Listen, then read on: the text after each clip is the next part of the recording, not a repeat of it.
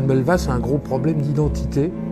Il a une espèce de double visage, et c'est ce que beaucoup de gens se demandent rien qu'en le voyant. On sent que c'est quelqu'un qui est assez bipolaire.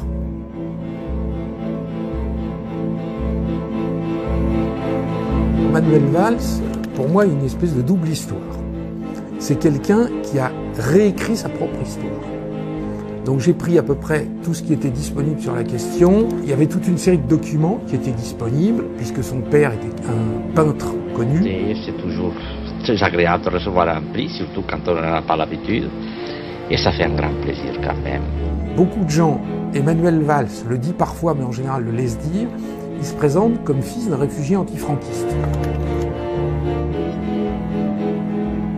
Il faut quand même rappeler que Manuel Valls est né dans les années 60 en Espagne. Donc c'était donc à l'époque du général Franco et du franquisme. Donc on se dit qu'un républicain espagnol réfugié en France, comment se fait-il que son fils puisse naître en Espagne? En réalité, il n'en est rien. La famille de Manuel Valls est une famille de la très haute bourgeoisie catholique catalane. Son grand-père a participé à la fondation du plus important journal catholique conservateur de Catalogne. Ce journal a été interdit en 1936 par ce qu'on appelle les Rouges, c'est-à-dire les communistes, les trotskistes, alliés pour l'occasion avec les socialistes. Donc il n'y avait absolument aucune raison que son père quitte l'Espagne en 1951 et soit présenté comme un réfugié antifranquiste. Les vrais réfugiés antifranquistes, ils sont partis à la fin de la guerre civile espagnole, c'est-à-dire en 1939. Donc c'est déjà une réécriture à cause de son histoire politique. La famille de Manuel Valls n'a absolument pas lutté contre le franquisme. Le père de Manuel Valls, qui s'appelle Xavier Valls, a été peintre et il a travaillé très longuement en France. Xavier Valls a publié des mémoires qui s'appellent La boîte de Pandore, qui sont parus exclusivement en catalan. Donc inutile de vous dire que c'est pas un ouvrage qui était lu en France. Je l'ai retrouvé, cet ouvrage, publié à très petit tirage en Catalogne. Xavier Valls, ça recoupe toutes sortes de témoignages. Il faut savoir que la famille Valls est une des 10 ou 20 familles les plus riches de Barcelone. On vous dit incidemment, parce que c'est comme dans la géographie qui est parue, on vous dit « mon grand-père paternel était banquier ». Il faut savoir que la banque Valls i Martí, puisque en Catalogne on a le nom de la mère et le nom du père, la banque Valls existe toujours à Barcelone. C'est une banque très importante. Il y a des photos que les auditeurs pourront regarder, et donc la banque existe. Son père, c'est une famille richissime, avec une immense propriété, des jardins qui peuvent faire concurrence au Trianon. C'est une famille richissime, ça n'a absolument rien à voir. C'est pas un pauvre immigré antifranquiste, ça n'a rien à voir. Donc, dans ses mémoires, recoupant un certain nombre de témoignages qui sont parus, la famille de Valls, donc, qui sont des gens extrêmement pieux, habite juste à côté de l'église Saint-Jean, qui va être brûlée par la fédération anarchiste. Les prêtres de cette église et la famille Valls assistent à la messe privée pour la famille Valls le jour même de l'insurrection. Le jour même de l'insurrection, il semble très bien que ça tourne mal. Donc inutile de vous dire que la famille Valls, donc, qui a déjà été expulsée de leur journal, est sur la liste des suspects, ils risquent d'être fusillés. Les prêtres leur demandent de cacher les ornements d'église, le trésor de l'église. Le père de Manuel Valls, qui a 12 ans à l'époque, va transporter le ciboire avec les hosties consacrées.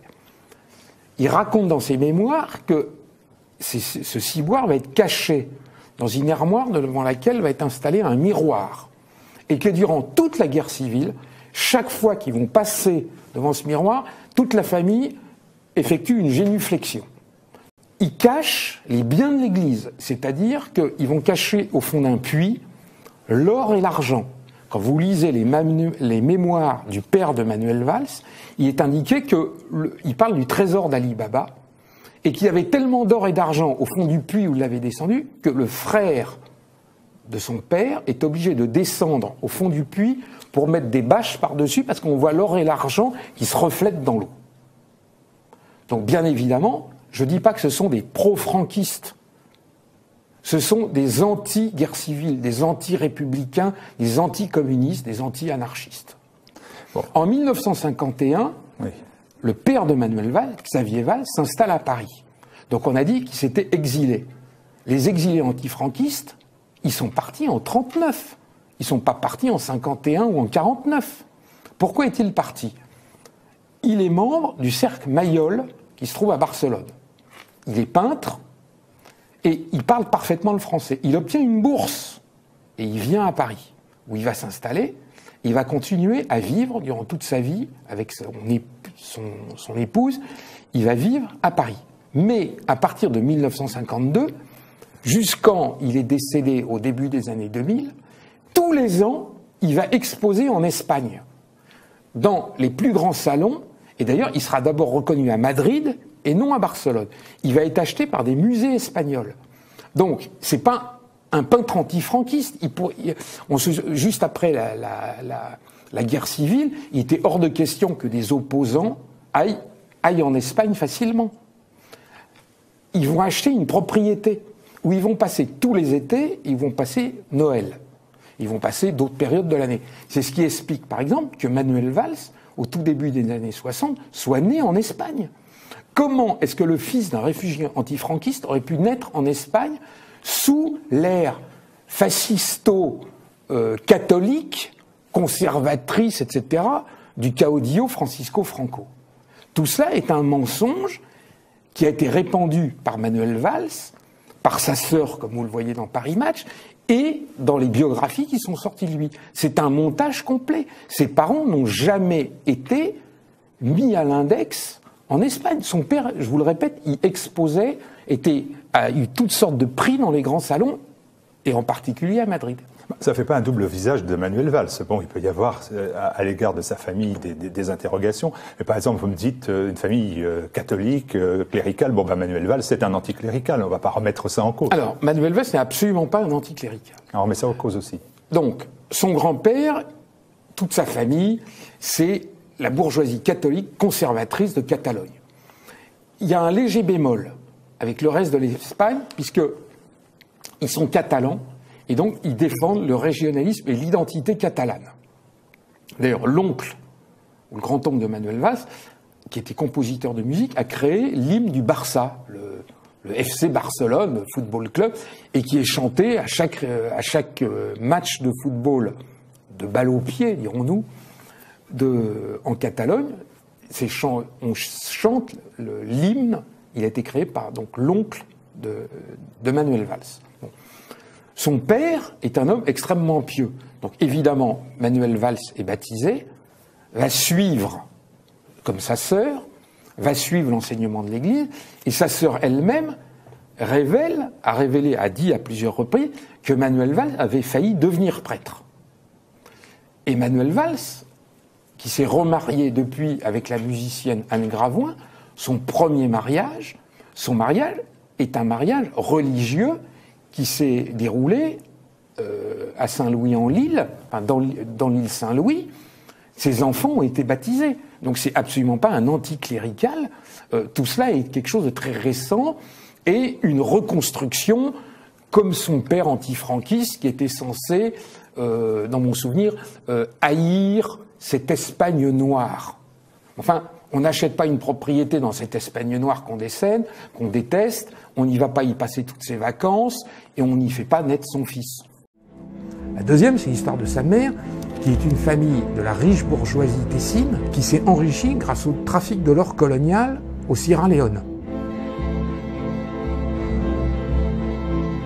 Sa famille possédait des commerces, des hôtels, des immeubles, des mines d'or.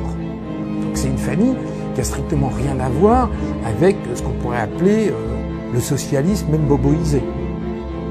À 18 ans, j'étais déjà social-démocrate, une gauche responsable, le parler vrai, l'éthique de vérité. C'est quoi être de gauche? C'est lutter contre les inégalités.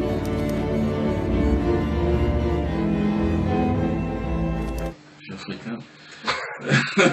On en est encore autant. Oui, mais justement, je vous ai apporté une clé USB avec une petite vidéo qui porte sur le grand-père de Manuel Valls, dont pratiquement tout le monde ignore qu'en fait, ça a été un gros colon. Merde, une ordure, enfin... Au Sierra Leone, qui était une colonie britannique, du début des années 30 jusqu'aux années 60. Ah, d'accord. Alors, on peut peut-être la regarder. Bon, on va peut-être la regarder, ouais, ça va nous donner... Ce qui expliquerait aussi l'attitude de Manuel Valls, cette haine du nègre, peut-être qu'il a, peut-être de manière culturelle, qui viendrait de son grand-père. Ce qui est certain, c'est que son grand-père a eu une influence majeure sur lui. Même s'il l'a connu très jeune, mais il passait ses vacances au Tessin, et c'était son grand-père préféré. D'accord. Bon, on va regarder ça, mais effectivement, ça va peut-être nous éclairer. Là. Si on connaît un peu mieux maintenant les origines espagnoles de Manuel Valls par son père, on ignore presque tout de ses origines suisses italiennes par sa mère, Luisa Angela Galfetti. Durant son enfance, Manuel Valls a passé plusieurs étés dans le Tessin, une région italophone de la Suisse. La figure majeure, c'est évidemment son grand-père, Ugo Galfetti, dont il a été très proche durant les étés 1967 et 1968. Une personnalité écrasante et mythique, comme le raconte la mère de Manuel Valls.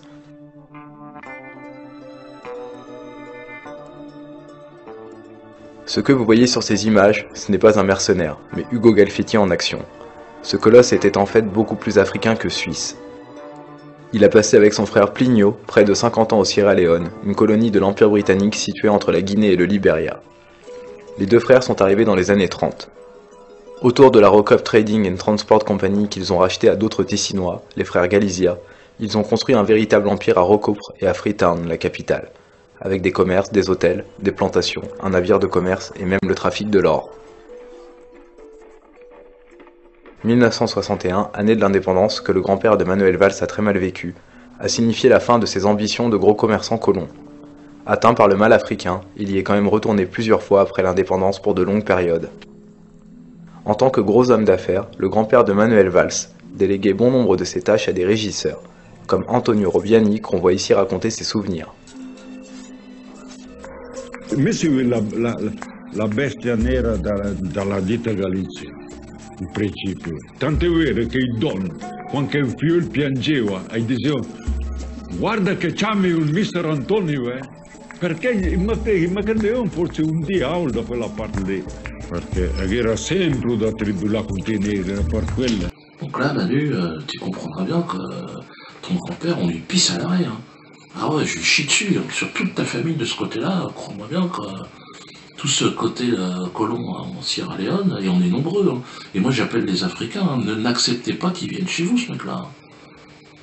Ah non, franchement, c'est pas possible. Hein.